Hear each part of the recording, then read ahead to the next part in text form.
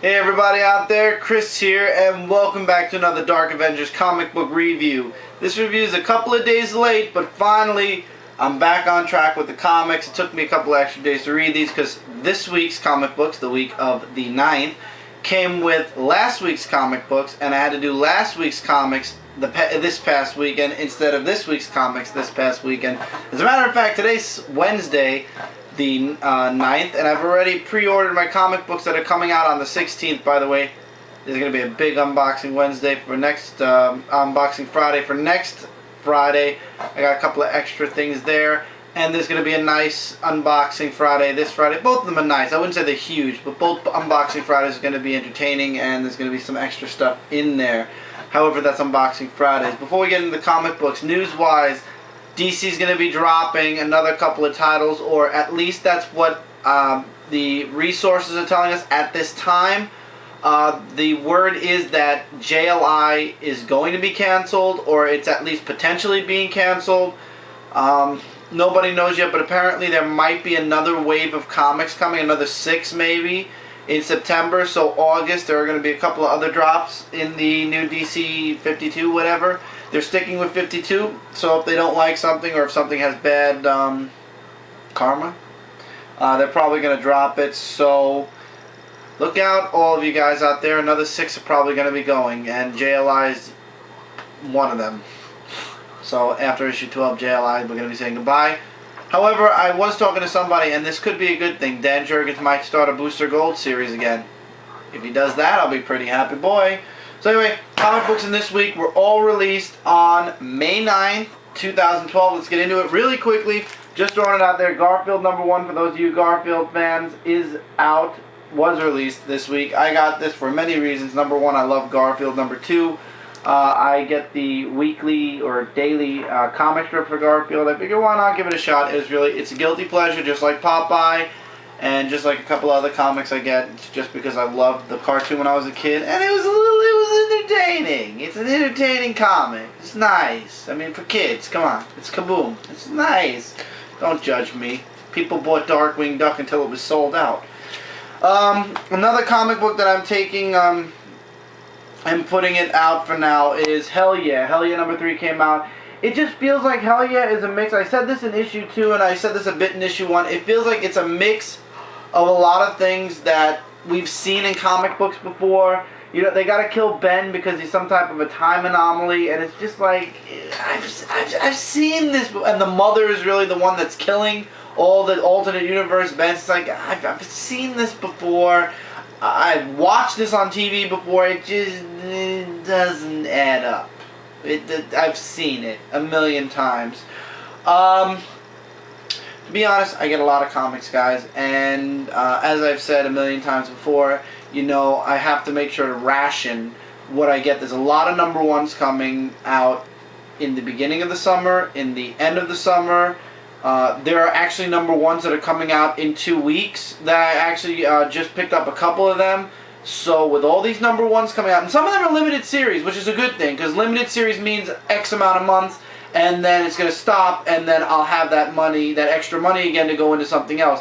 But some of them are ongoing series, so anything that kind of just is like something that I can see where this is going, or that's been done before and I've read like a million times, yeah. Hell Yeah is very good, though. I wouldn't say don't pick it up, but for me it's kind of so I'm actually going to be releasing it for my reviews for now. Will it come back at some point? Possibly, but I don't really see too many people picking this book up to begin with anyway. I'm one of the few reviewers I know that is actually reviewing this book.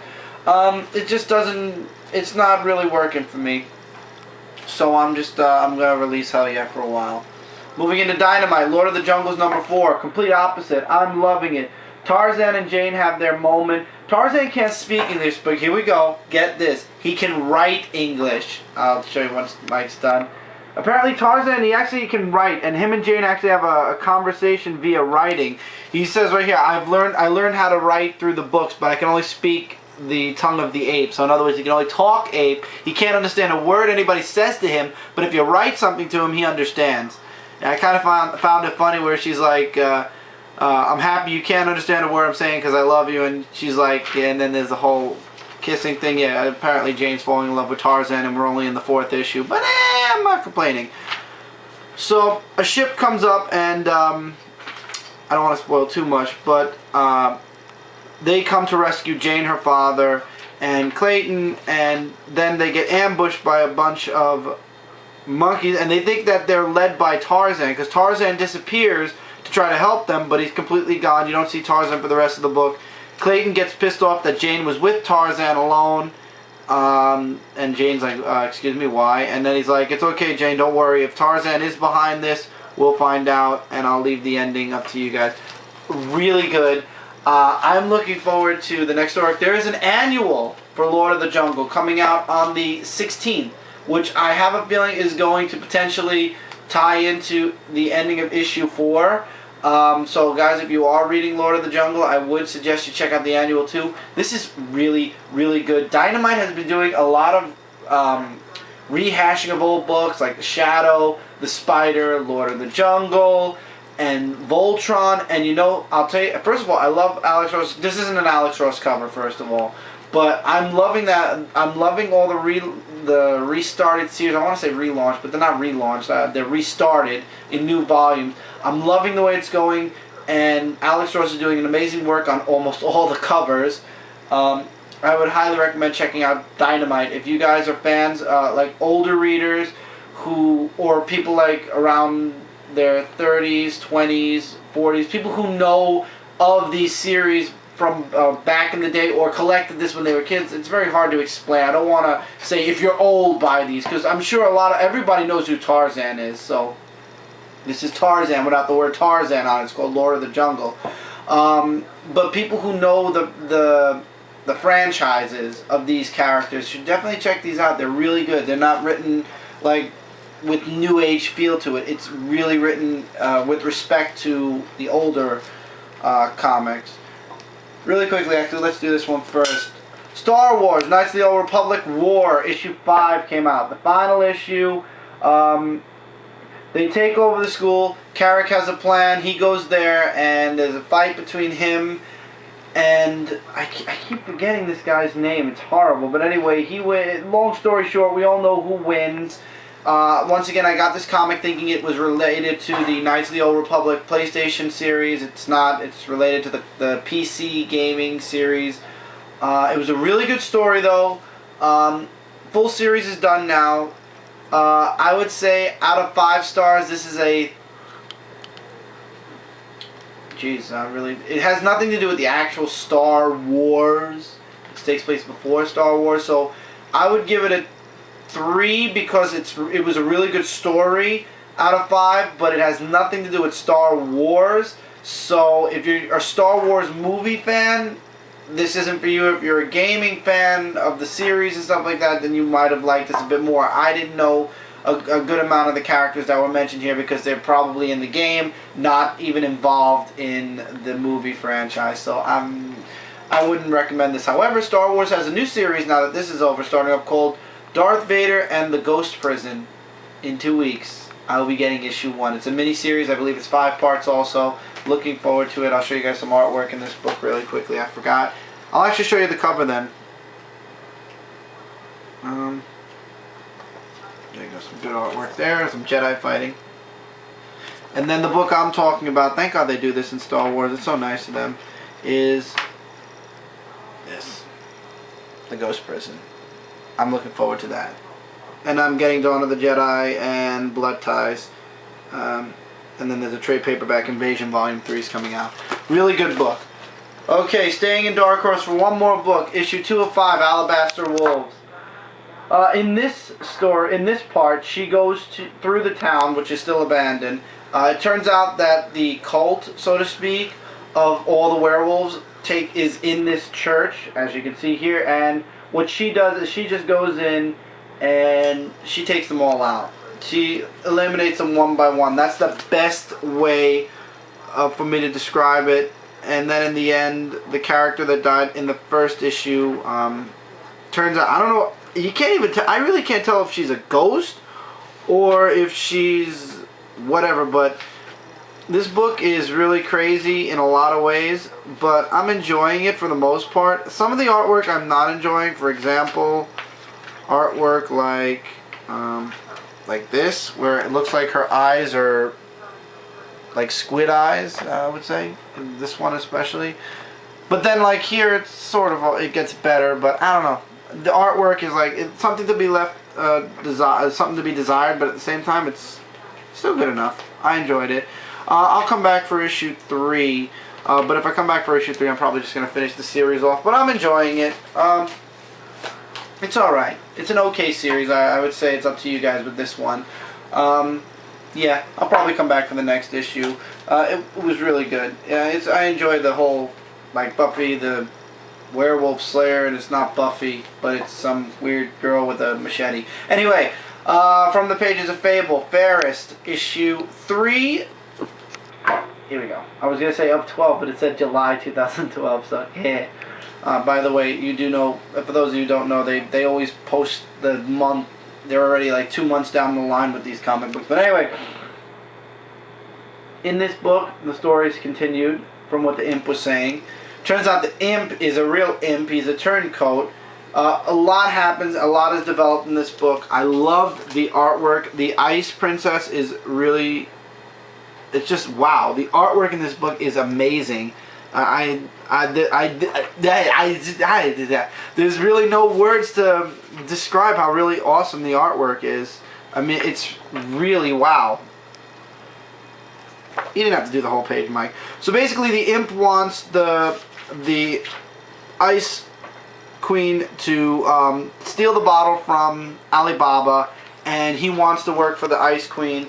And there's a whole story. He saved one princess, and then he saved the Ice Queen. And she said, how? And he said, you'll find out. I'll tell you the tale now. And then he says it right as the story is to be continued. So we won't know until next month how he saved the Ice Princess now, or the Ice Queen, so to speak.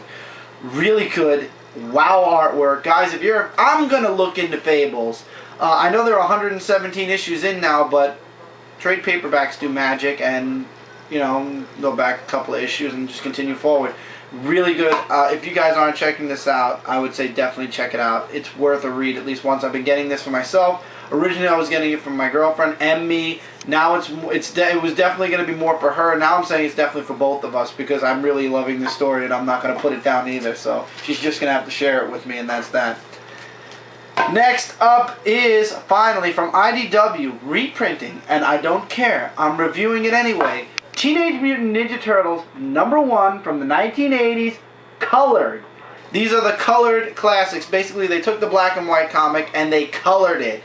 And You guys, I love TMNT in black and white, but oh, the beauty of how it looks when it's in color also. It's just, yeah, I'll give you a splash. There's so many splash pages, and it's just so awesome to see it in color. Once again, guys, these are reprints, though, so if you're looking for collector's value or anything like that, no. The only collector's value this might have is the fact that it's colored. And this book was awesome. It was the entire first story where you get the origin of the Turtles from back in the 80s, all about Shredder and how the Turtles go up against Shredder, and Shredder gets shredded. But we all know that Shredder doesn't stay shredded, but wow. Wow. This book, I swear, I would highly recommend. Okay, if you guys didn't go out and buy the Ultimate Volumes 1 and 2, this is issue 1. I don't know if they're going to reprint all the issues. I believe there was like 20 from Volume 1. I'm probably wrong, because if you look at the dates, I looked at the dates that they were releasing. There was huge delays in between certain issues. So there's probably only about 14 or 15. They could do it in a year. The full run of Teenage Mutant Ninja Turtles, the first volume, probably.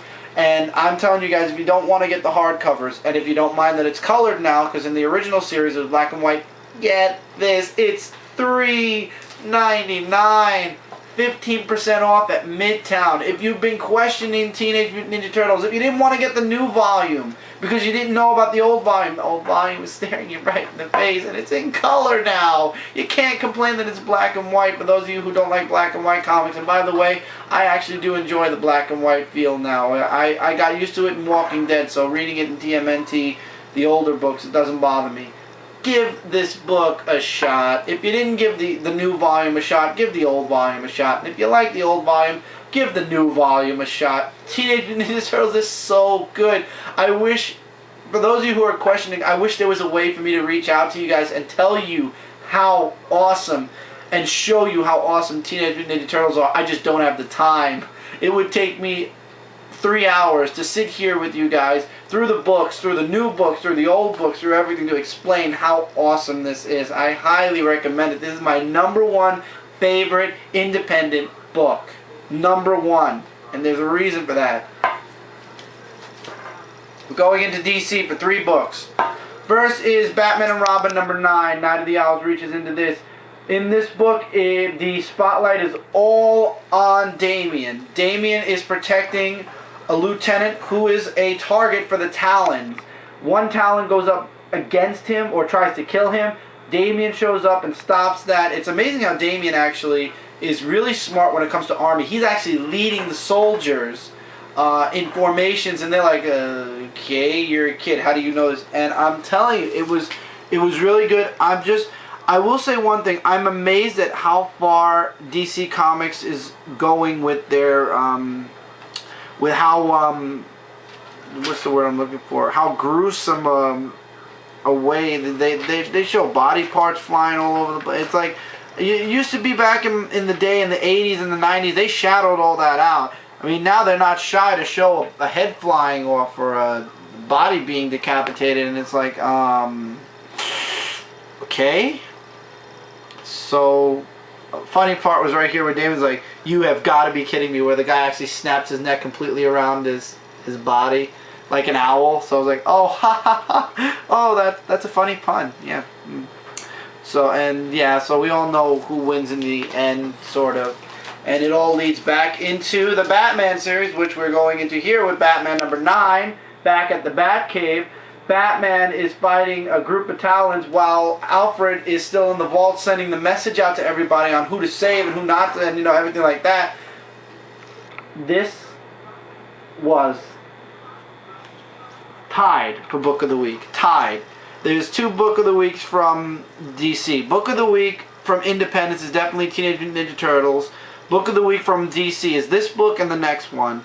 And it was just kick ass when he's like, the bats went away when the owls were here, but they were only hiding, and now they're here and they're back. And this was an epic picture. He just comes out of the armor with the bat suit on. He just puts the mask on and he's like, I'm ready to go. Let's go. And he actually goes when he takes out all the Talons. I love how actually it's very, in this book, Scott Snyder is very descriptive. The temperature in the Batcave they dropped, so this way it would lower the blood, because we all know if you freeze them, they kind of like go dormant. So he was trying to freeze them or chill them out to slow them down, so to speak, to cool them off or whatnot. And that was epic. And they actually show the entire Bat family fighting their Talons here. It was just really good. And then Batman shows up at the, I forgot who's the name, Lincoln March's office, and it turns out it was too late. He was already taken out, but he has a message for Bruce, and Batman was just too late. And in the end, he's like, it turns out that March actually has a list of people who he thinks are involved with the court, and these are the people that Batman should go up against because they're the ones that are doing all this. And Batman's like, they came to my house, now I'm going to burn down theirs. Now that was an epic way. I didn't bother reading the second story, by the way, guys. What didn't interest me. I don't care about something that happened in the past. It had something to do with the Pennyworth family. Anyway, really good. Wow, awesome, amazing, definitely really awesome. You don't have to buy all the Bat books to be in the loop with the Night of the Owls. This is the main one, and this is going really good. And I'm telling you guys, I'm buying only a handful of DC Comics, so you know if I'm saying it's really good, it's good. I would absolutely say check this out. As well as, finally, picking up again, Green Lantern issue 9.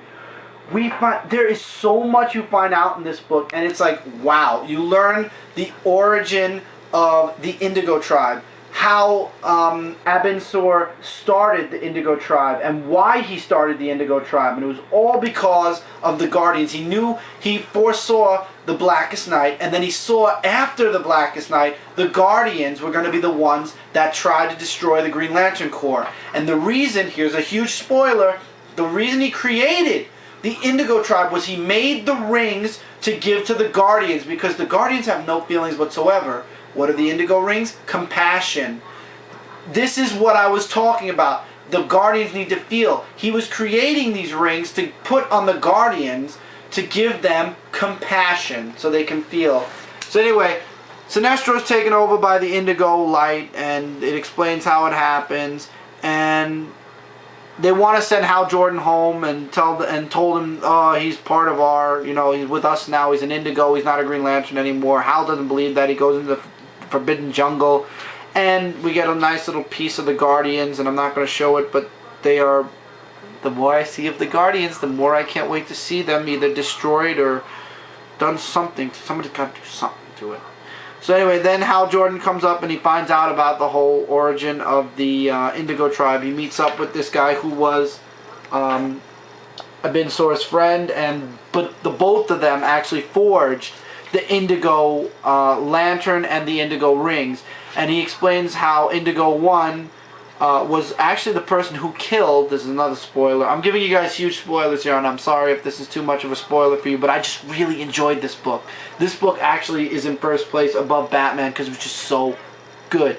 But anyway, in this book, it explains that Indigo 1 actually killed Abensor's daughter.